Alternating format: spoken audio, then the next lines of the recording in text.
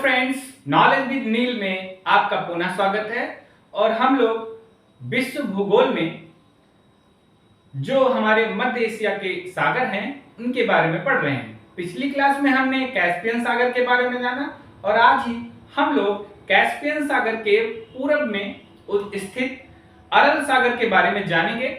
अरल सागर का नाम अरल सागर क्यों पड़ा?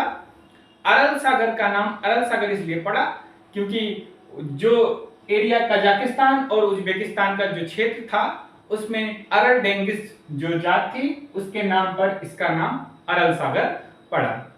अरल सागर जो कि बहुत ही बड़ी झील थी और ये भी खारे पानी की ही झील है, जहां पर वर्षा कम होती है अर्थात वर्षा की मात्रा कम होती है और जहां पर रेगिस्तान का जो इलाका होता है वहां पर एंडोहोरिक झील का निर्माण होता है। और ये निर्माण जो होता है ये वहां पर जो पर्वत होते हैं, पहाड़ होते हैं, उनके कारण, उनकी निम्न भूमि के कारण होता है एंडोहोरिक झीलों का निर्माण। एंडोहोरिक झील में कैस्पियन सागर भी आता है और अरल सागर भी आता है। ये 1960 के आसपास अरल सागर काफी बड़ा एक सागर था और इसमें लगभग 1100 से अधिक द्वीप थे। अरल डेंगिस का मतलब ही होता है द्वीपों का सागर, अर्थात इस सागर में काफी अधिक द्वीप थे और यहाँ पर जो सबसे बड़ा व्यवसाय होता है वो मछलियों का होता है। यहाँ अरल सागर में पानी कहां से आता है अर्थात जल, यहाँ जो इसका पूरा क्षेत्र है कौन किस किस नदियों के जल से सिंचित होता है? तो चीन के पहाड़ियों से जो आमू नदी निकलती है उसे, और एक सीर दरिया अर्थात आमू दरिया और सीर दरिया का जो पानी है उससे ये पूरा जो क्षेत्र था वो सिंचित होता है।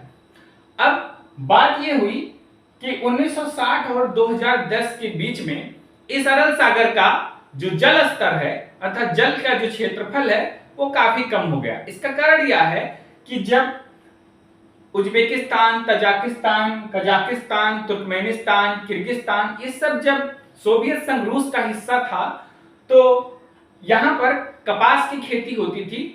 तो सोवियत संघ ने क्या किया अर्थात रूस ने क्या किया, जो आमू दरिया और सीर दरिया का जो पानी था उस पानी को मोड़ दिया और कपास से जो खेती होती थी उसको सिंचित करने के लिए। हुआ यह कि जो आमू दरिया और सीर दरिया का जो पानी था उसकी मात्रा अब यहाँ पर कम पहुंचने लगी क्योंकि वो बीच में ही सिंचित क्षेत्रों में वो उपयोग हो जाते थे। फिर 1960 से 2010 के बीच में अरल सागर की मात्रा धीरे धीरे कम होती गई।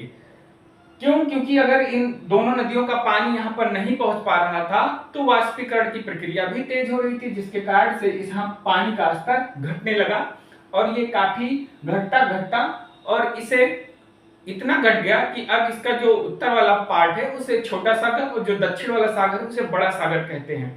तो इस तरीके से ये एक प्रकार से संकट उत्पन्न हुआ अरल सागर में।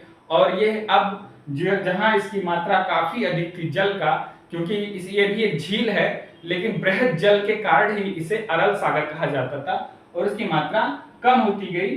क्वेश्चन बढ़ता है कि मरती हुई लवणीय झील कौन सी है? तो अरल सागर है और ये कजाकिस्तान और उज्बेकिस्तान के बीच में है।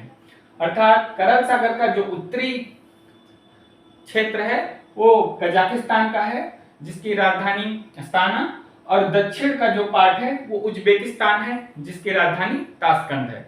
इन्हीं दोनों देशों के बीच में है, लेकिन इसके पानी का प्रयोग यहाँ पर किर्गिस्तान, तुर्कमेनिस्तान और तजाकिस्तान ने भी किया।